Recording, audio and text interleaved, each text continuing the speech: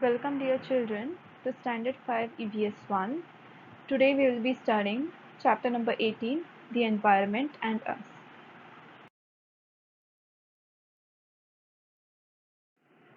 The learning objectives for this session are to study deforestation, to study in detail about pollution, to learn the need for environmental balance, to see our need and the environmental balance, to study the efforts taken to maintain biodiversity, and to understand their variety. Dear children, forests are very important to us. They help to maintain the biodiversity of our nature. They are major supply of oxygen, that is, they release oxygen and absorb carbon dioxide. They give us wood so that we can make our furniture. They help to retain water. Also, because of forest, there are less chances of landslides, storms, and climate change.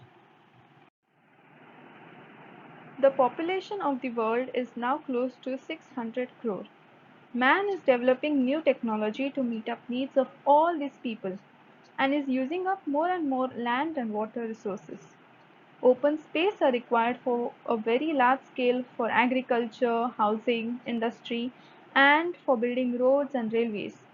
And because of this, forests are being cut down. The cutting down of forest is called as deforestation. In this image you can see that landfills are happening. Landfills are basically to make land or more space by filling up low-lying areas or marshy areas by putting more sand or putting more soil to it.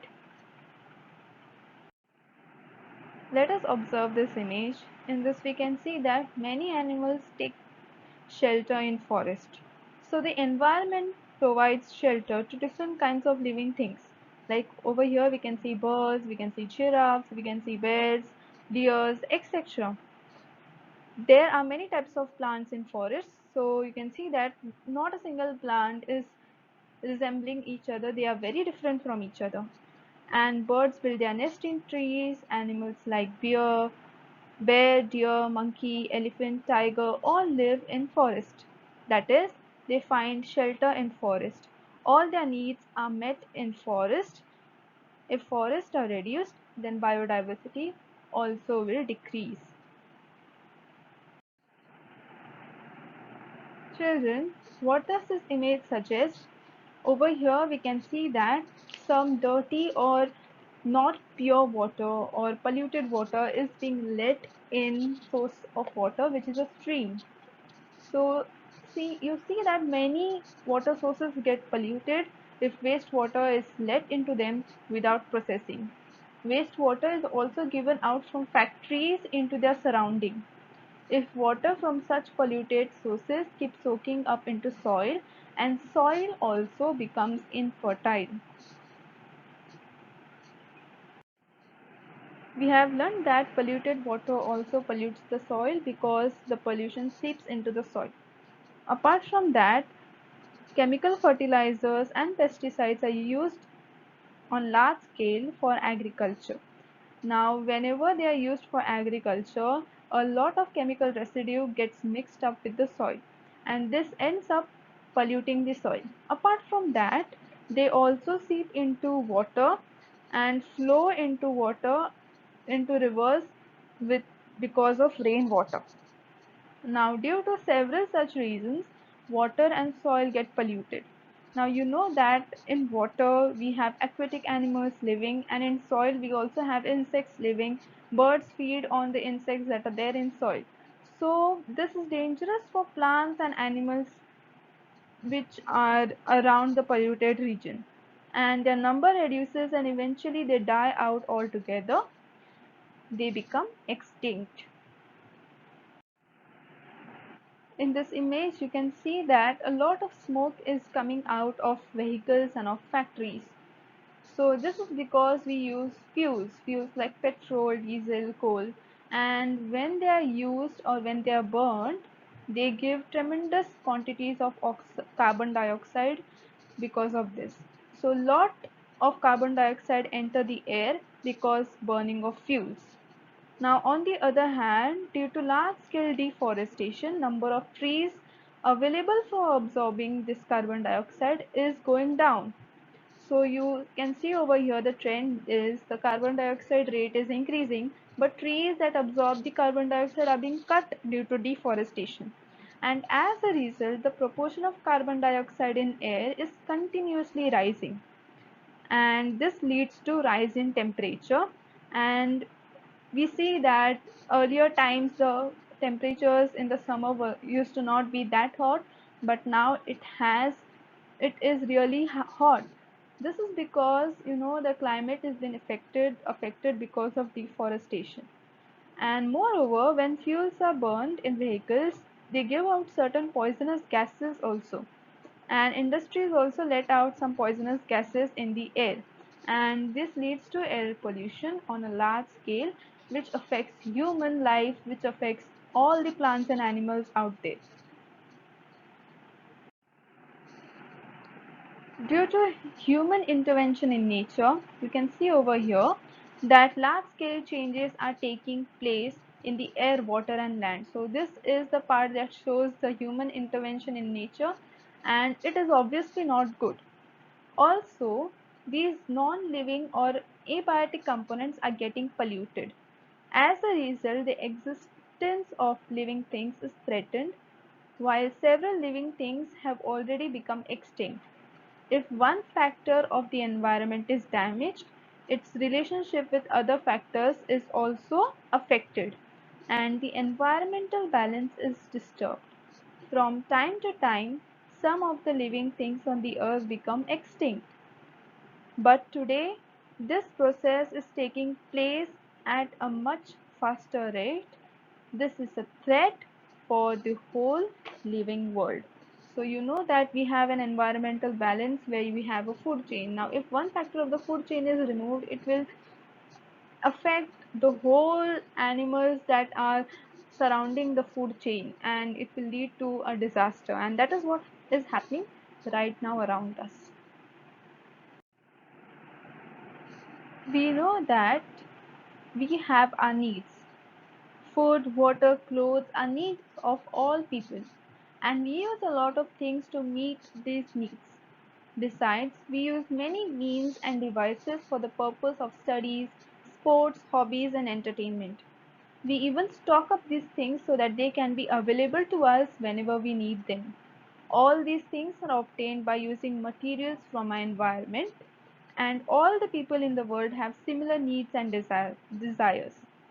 As a result, the environment is being degraded rapidly. So we should be aware that, like Gandhiji said, the world has enough for everyone's need, but not for everyone's greed. So we should be aware that we ourselves are a part of nature. If the balance of nature is disturbed, it will adversely affect us too. We need to take steps to prevent degradation of the environment. The steps should mainly include using our means frugally, recycling the used articles. Such measures should be practiced sincerely by each and every person. Since the environment is degrading and it is a harm to us, and we should look after protection of environment and regrowing it, there are many efforts for the protection of environment that are being taken. So let's learn about the global efforts for protection of environment. Several projects are being implemented at international level, such as UN United Nations Environment Programs, to maintain balance in nature. It is important to raise awareness of people all over the world about the threat of environmental balance. Many countries of the world are enacting laws that will help to prevent the pollution of air, water and soil. Our Indian government is also working on Environmental Protection Act, which was given out in 1986, and it is still looked after. There are many efforts taken by humans to maintain the biodiversity. One such is Biodiversity parks. Biodiversity parks is an area reserved for the purpose of protecting and conserving the biodiversity of a region is called as biodiversity park. In these parks, biodiversity is both preserved and studied. So many people, if you can see over here in this image, many people visit such parks and enjoy being close to nature. This leads to more concern for nature. Apart from biodiversity parks, we also have national parks. So over here we can see the Sanjay Gandhi National Park, which is at Borivali. So national parks are areas which are important for protection and conservation of wildlife and are reserved to them. So they basically, national parks look after protection and conservation of wildlife, and Sanjay Gandhi National Park is one such example. There are many other national parks in India. For example, national park like the Kaziranga National Park that we have in India, it is a World Heritage Site. And we also have the Tadoba National Park or Tadoba Andhari Tiger Reserve. So these national parks work after protection of animals like Kaziranga for rhinoceros and Tadoba for tigers. Apart from biodiversity parks and national parks, we also have sanctuaries. Sanctuaries are certain forest areas that are reserved for the protection and conservation of a particular animal or a plant. Such a reserved area is called a sanctuary. For example, we have Radhana, Radhanagari Sanctuary for bisons. Now, bisons are animals that are similar to cow, but they are huge, they have hairy shoulders, and they live in forest. If the plants on the earth are destroyed, the numbers of animals also fall. That is why it is necessary to protect plants in forest. If deforestation is stopped and instead tree plantation is stepped up, the animals that depend on plants will get protection and thrive. We have another sanctuary, which is the Mayani Lake, which was formed due to a dam on Chand River in Satara district. Flamingos from Siberia in northern Asia migrate to these lakes. Here they build nests, they lay eggs. Once the baby grows big enough, they return to Siberia.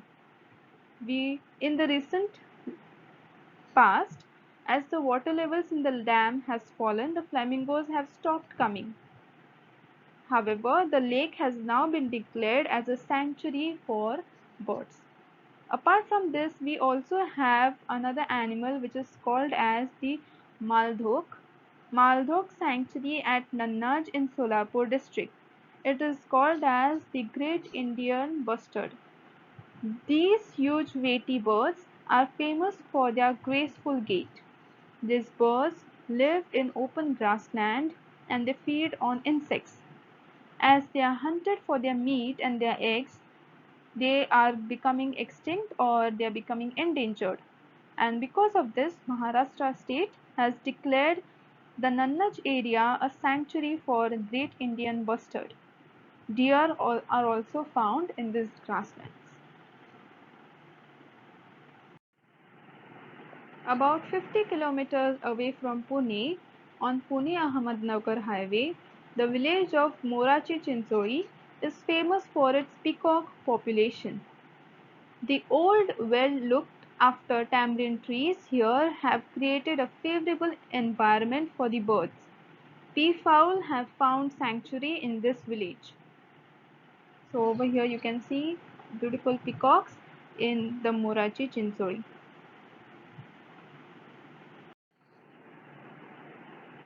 Devarais, a boon for all living creatures.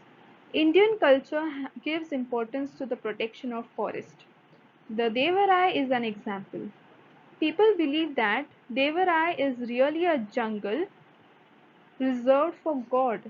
No tree or plant in Devarai is ever cut or harmed. That is why all trees in Devarai are safe even today.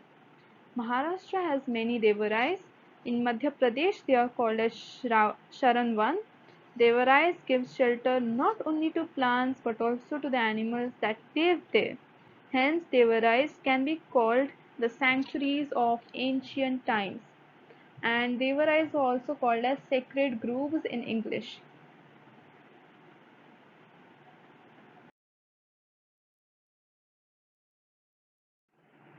Children, we are at the end of session. Let us have a quick recap about what we studied today. We studied about deforestation, pollution, need for environmental balance, our needs and the environment. We studied about efforts to maintain biodiversities like national parks, sanctuaries, biodiversity parks, etc. We studied about Devarais.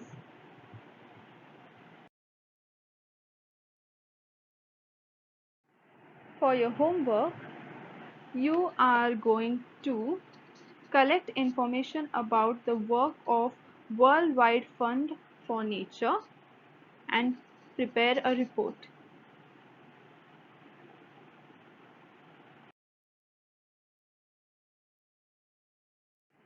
Thank you and have a good day.